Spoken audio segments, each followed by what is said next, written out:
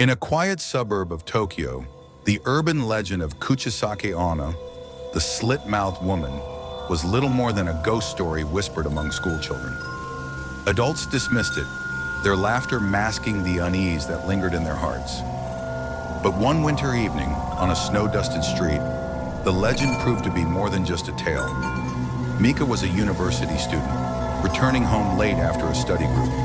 The streets were eerily empty, the usual hum of the city silenced by the falling snow.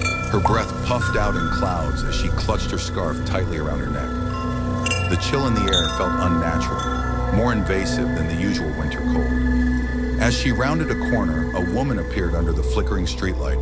She was wearing a long beige coat, her hair jet black and perfectly straight. A surgical mask covered her face, the kind so common in Japan that Mika didn't think twice about it. The woman stood still, her head tilted slightly to the side. Mika felt a pang of unease but pushed it aside, nodding politely as she walked past. "Am I beautiful?" The voice was soft yet piercing, stopping Mika in her tracks. She turned slowly, her heart thudding.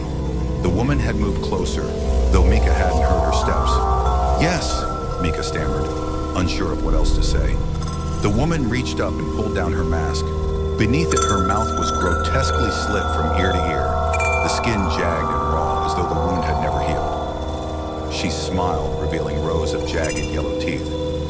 "How about now?" the woman whispered, her voice curling into Mika's ears like smoke. Mika froze, her mind racing. The stories, the whispers, Kuchisake Onna. Without thinking, she stumbled backward, nearly slipping on the icy pavement. You're beautiful," she stammered, her voice trembling. The woman's smile widened impossibly, the edges of her mouth splitting further as a guttural laugh erupted from her throat. "You lie," she hissed, stepping closer. Mika turned and ran, her feet pounding against the snow-covered sidewalk. She didn't dare look back, but she could hear the soft, deliberate footsteps behind her, unhurried, yet impossibly fast. She ducked into a narrow alley, her breath coming in ragged gasps. The shadows seemed to press in on her, the walls feeling too close, too suffocating. Mika clutched her scarf like a talisman, whispering prayers under her breath. A shadow moved at the edge of her vision. "Running won't save you," the voice sang, playful and chilling. Mika's heart leapt as the woman stepped into the alley, her figure distorted and wrong, as if the darkness itself bent around her. Her mouth hung open, the gaping wound oozing darkness.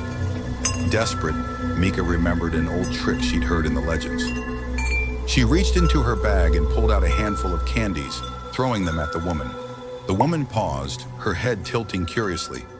She bent down and began to pick up the candies one by one, her grotesque smile momentarily replaced by a childlike glee. Mika didn't wait. She bolted out of the alley, her legs screaming in protest. She ran until she reached her apartment, slamming the door shut behind her. She locked it, her hands shaking so violently she could barely turn the key.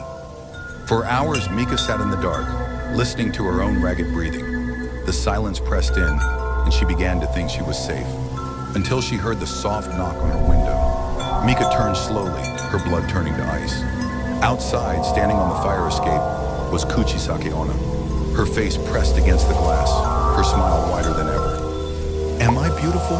she whispered. The glass shattered, and Mika's scream was the last sound the quiet suburb ever heard.